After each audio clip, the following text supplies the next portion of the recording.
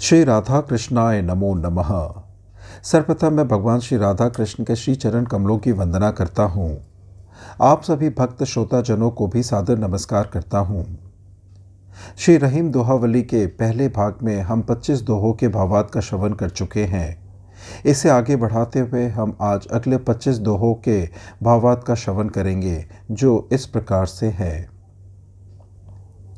कही रहीम एक दीप ते प्रकट सबे दुति होए, तन स्नेह कैसे दुरे दृग दीपक जरु दोए। सखी, तो अपने प्रेम को मुझसे छिपाने का व्यर्थ प्रयास मत कर। एक ही दिया जल जाने से घर का कोना कोना प्रकाशित हो उठता है और अंधेरे में अदृश्य सभी वस्तुएं प्रत्यक्ष हो उठती है।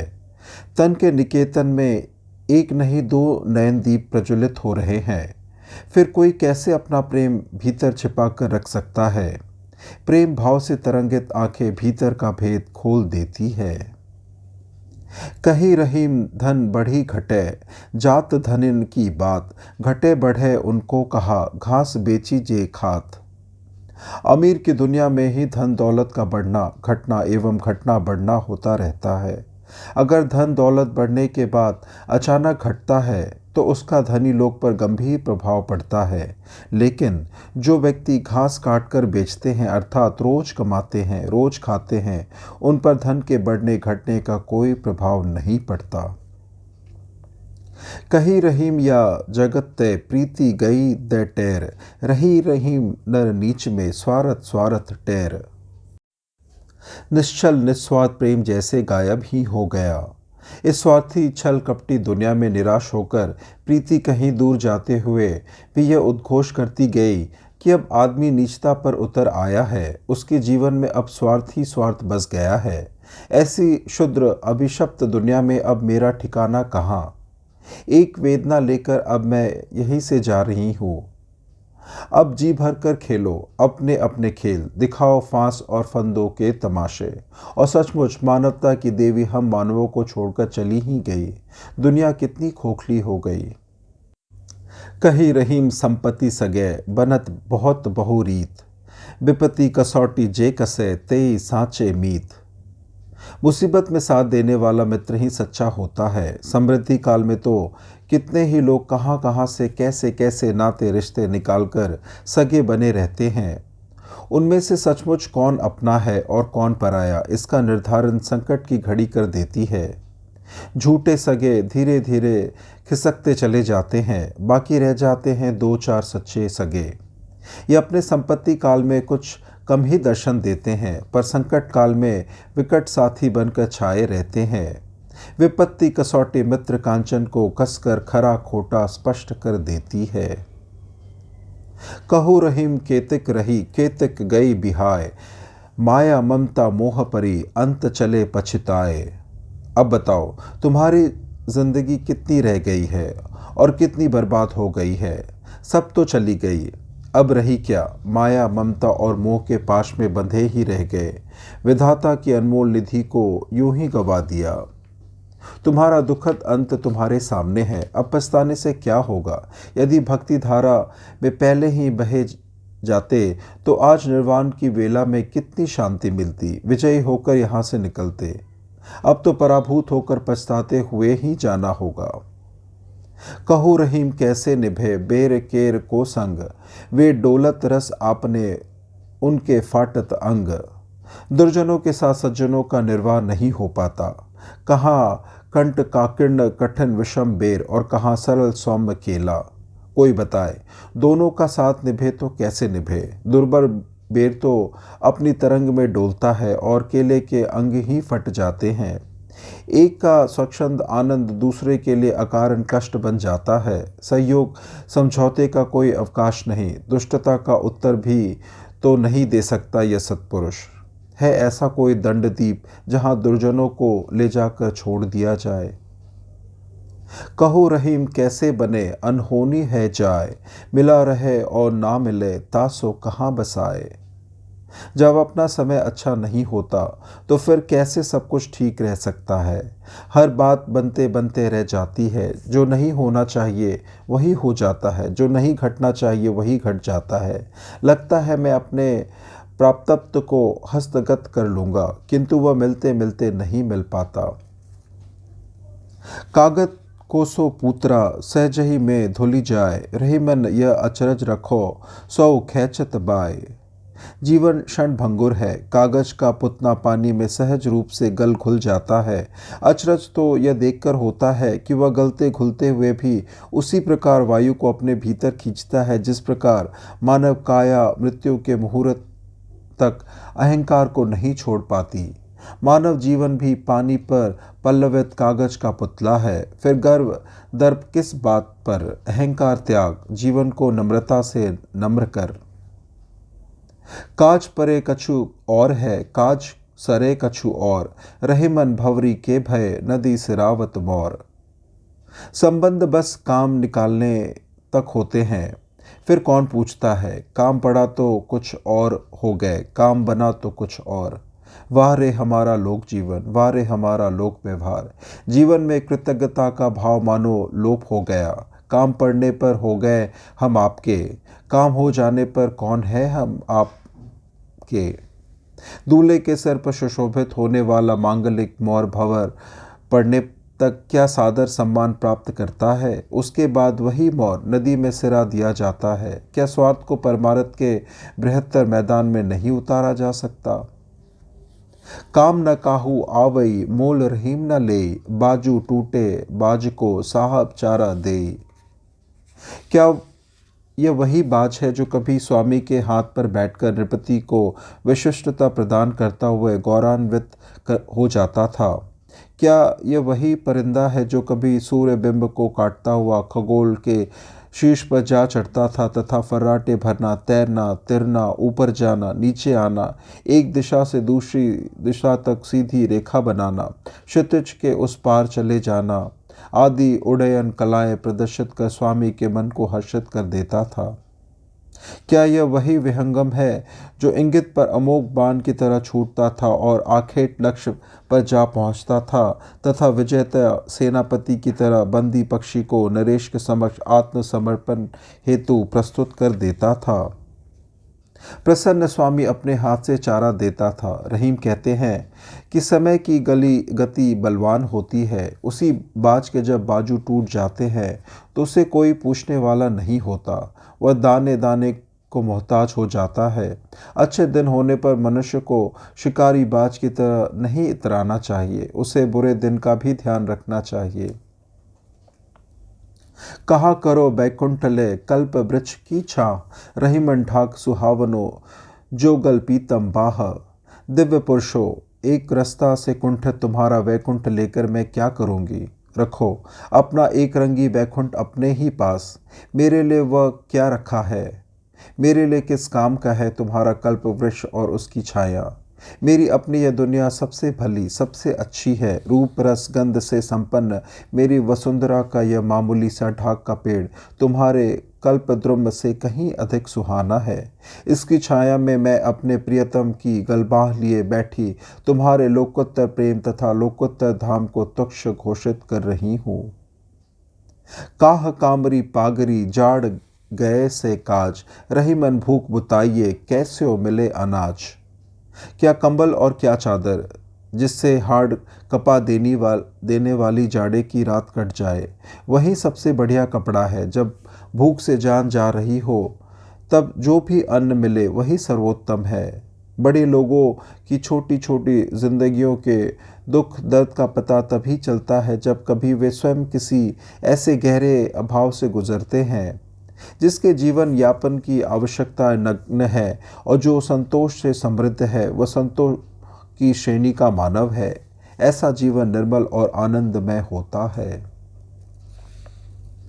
कुटी लत संग रहीम कही, साधु बचते नाही, जो नैना सैना करे उरज उमेठे जाही। कुटिलों की कुटिलता का फल चाहे कुटिलों को बहुत देर से मिले, किंतु उनके संसर्ग में आने वाले सज्जनों को अविलंब मिलता है। अभिसारिका के नयन अभिसार के आमंत्रण की स्वीकृति नायक को संकेत द्वारा देते हैं, किंतु अभिसार की वेला में अभिसारिका के नयन तो बच जाते हैं और उमेठे जाते हैं उसके निर्दोष उरोज। मानसल प्रेम की इस दुर्भी संधि में बेचारे उरोजों का बस यही अपराध है कि वे काम बांध चलाते हुए नैनों के साथ होते हैं। कार्य करता है कौन, फल भोगता है कौन, कुसंगति अवश्य दंड देती है। कैसे निभे निबल जन, करी संबलन सौ गैर, रहीमन बसी सागर विषय, करत मगर सौ बैर। श्री रहीम जी कहते हैं, शक्तिमानों से रार ठानकर निर्बल कैसे निर्वाह कर सकते हैं। शक्तिशाली कभी भी दबोच लेगा। बसे हो सागर के पानी में और करते हो मगर से बैर। पानी ही मगर की असली ताकत है। शत्रुता मोल लेनी हो तो व्रजद्रोही बनो, नहीं तो सबल का अभिनंदन करो। को रहीम पर द्वार पे जात न जिए सकुचात, संपत्ति के सब जात हैं विपत्ति सबे ले जात। ऐसा कौन कुलीन, संभ्रांत एवं स्वाभिमानी होगा जो दूसरे के द्वार पर कुछ पाने के लिए जाते हुए नहीं सकुचाता। संकोच तो बहुत होता है, आत्मधिक्कार भी कुछ कम नहीं होता, लेकिन किया क्या जाए, जाना ही पड़ता है। वैसे समर्थ के सिंह द्वार जाने में कोई गलती नहीं।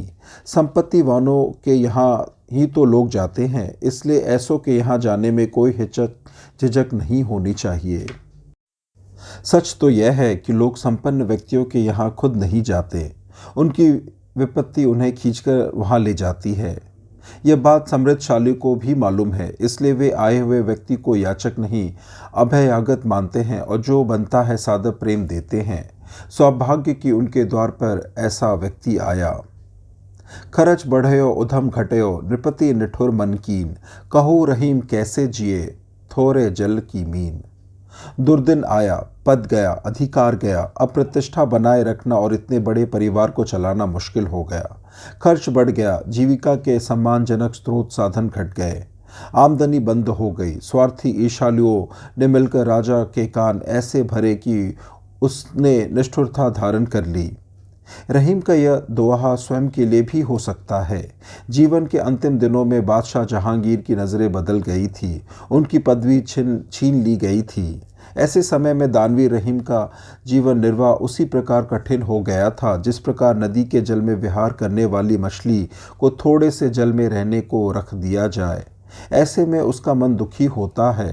रहीम कहते हैं कि मनुष्य को अच्छे दिनों में भी बुरे दिनों की कल्पना करके रखनी चाहिए, इससे बुरे दिनों में अधिक दुखी नहीं होना पड़ता। खीरा का मुँह काटी के मलियत लोन लगाए, रहीमन करुए मुखन को चाहियत यह सजाए। खीरा का मुख काटकर उस पर नमक मल दिया जाता है, तभी उसकी कड़वाहट जाती है। कड़वे बोल बोलने वालों को यही सजा देनी चाहिए। दुर्मुख तुम्हारे मर्म को बेत दे और तुम निशब्द रहो, नहीं मुंह तोड़ जवाब दो, मुंह ही बंद कर दो, कोई लिहाज मत करो। खैर खून खांसी खुशी, बैर प्रीति मदपान, रहीमन दाबे ना दबे, जानत सकल जहान। कुशल क्षेम हत्या खांसी खुशी वैर प्रेम और मदपान, ये दबाए नहीं दबते, छिपाए नहीं छिपते, खुलकर सामने आ जाते हैं, सारी दुनिया जान जाती है। हाव भाव तथा चाल ढाल से व्यक्ति का अभ्यंतर प्रकट हो जाता है। गगन चढ़यो फरकयो फिरे, रहीमन बहरी बाज, फेरी आई बंधन परे, अधम पेट के काज। जब बहरा बाज शिकार पर छोड़ दिया जाता है तो वो उड़ान भरते हुए आकाश पर चढ़ जाता है और अपने आखेट को खेलता है। देर तक आकाश में फड़कता बहरता है। गगन विहार करते हुए मालिक के बुलाने पर भी वह नहीं उतरता, लेकिन जब भूख आवाज़ देती है तो लाचार होकर मालिक की कैद में चला आता है। अधम पेट के कारण उच्च भाव भूमि पर विचरण करने वाले व्यक्ति भी कैसे कैसे पाशों और बंधनों को विवशता के कारण स्वीकार कर लेते हैं। भूख इंसान को नीचे उतार लाती है, जो नीचे नहीं आता वह गैर मामूली इंसान होता है। गति रहीम बड़ नरन की, जो तुरंग व्यवहार, दाग दिवावत आपुतन, सही होत असवार। बड़े लोग कष्ट झेलकर भी परोपकार करते हैं। कौन सा अश्वरोही सैनिक किस अश्व पर आरोहण करेगा, यह सुनिश्चित करने हेतु तात्कालीन मुगल सेना की प्रथानुसार प्रत्येक अश्व को गर्म लौह मुद्रा से अंकित किया जाता है। इस प्रकार दारुण कष्ट सहकर अपने शरीर को दग्धता था अश्व और आरोहण का अधिकार एवं जीविका प्राप्त करता था सैन्य आरोही। बड़े लोग परमार्थ को परम धर्म मानते हैं। वे अपने धर्म निर्वाह के लिए दैहिक कष्ट भी सहर्ष सह लेते हैं। गरज आपनी आप सो रहीमन कही न जाए, जैसे कुल की कुलवधू पर घर जात लजाए। स्वाभिमानी व्यक्ति अपने किसी सगे के पास जाकर भी अपनी गरज नहीं कह पाता, दुविधा में पड़ जाता है वह। जैसे कुलवधू पड़ोसी के यहाँ किसी निवेदन हेतु जाते हुए लज्जा का अनुभव करती है, किंतु विवशता के कारण जाना ही पड़ता है। कहाँ है ऐसे अपने लोग जो अपने की गरज को बिना कहे ही सुन सकते हैं। स्वतः स्फुरत अनुग्रह का रस ही कुछ और है। ऐसे अयाचित अनुग्रह से अनुग्रह करने वाला तथा अनुग्रहित व्यक्ति दोनों उच्चतर भाव से भर जाते हैं। अधीन बनाने वाला तथा मान मर्यादा न खंडित करने वाला अनुग्रह ही वरण करने योग्य है। गही शरणागत राम की भवसागर की नाव, रहीमन जगत उधार कर और ना कछु उपाव। श्री रहीम जी कहते हैं, राम की शरणागति ही भवसागर की नौका है। नौका किनारे लगी है, निश्चिंत होकर उसमें बैठ जाओ। वह काल चक्र से बाहर है, ना टूटेगी ना ही डूबेगी। इस विकराल अपार पारावार को पार करने का कोई अन्य विकल्प नहीं है। राम भक्ति ही व्यक्ति को सांसारिकता से मुक्ति दिलाती है। गुनते लेत रहीम जन सलिल कूपते काढ़ी, कुपहु ते कहू होत है मन काहू के बाढ़ी। लोग तो प्यास बुझाने के लिए रस्सी की सहायता से गहरे कुएं से पानी निकाल लेते हैं, और एक तुम हो जो उस व्यक्ति के मन की बात नहीं जान पा रहे हो। क्या किसी का मन कूप से भी अधिक गंभीर होता है, जहां पहुंचने के लिए कोई उपाय नहीं सूझता? तुम्हारी रणनीति तथा तुम्हारी व्यूह रचना ठीक नहीं लगती। गूढ़ से गूढ़ एवं निगूढ़ से निगूढ़ गर्भगृह में छिपे भेद को भी किसी न किसी उपाय से बाहर निकाला जा सकता है। गुरता फबे रहीम कही फबी आए ना जाही, उर पर कूच नीके लगे अनत बतौरी आही। बड़प्पन बड़ों पर ही फपता है, छोटों पर नहीं। उसका एक निश्चित स्थान होता है, उसको विस्थापित करना तथा उसको पुनः स्थापित करना सरल नहीं। नारी के हृदय पर ही उसके उरोज अच्छे लगते हैं। यदि वे दूसरी जगह हो तो उसे उभार को बतौरी रोग माना जाता है।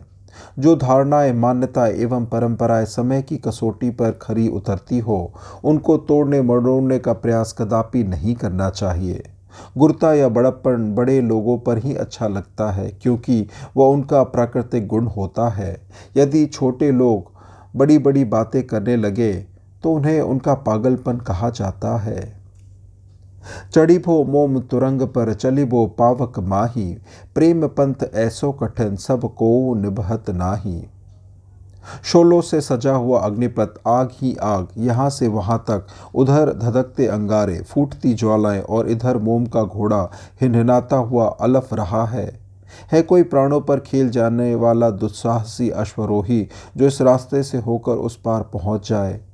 यही है प्रेम पथ, यही है प्रेम का मार्ग। हर कोई इस मार्ग का निर्वाह नहीं कर सकता, बड़ा कठिन है ये रास्ता। इस प्रकार से श्री रहीम दोहावली के आज के दोहों के भावार्थ की संपन्नता होती है। श्रवण करने के लिए और अपना बहुमूल्य समय देने के लिए आपको धन्यवाद। त्रुटियों के लिए क्षमा प्रार्थी हूँ।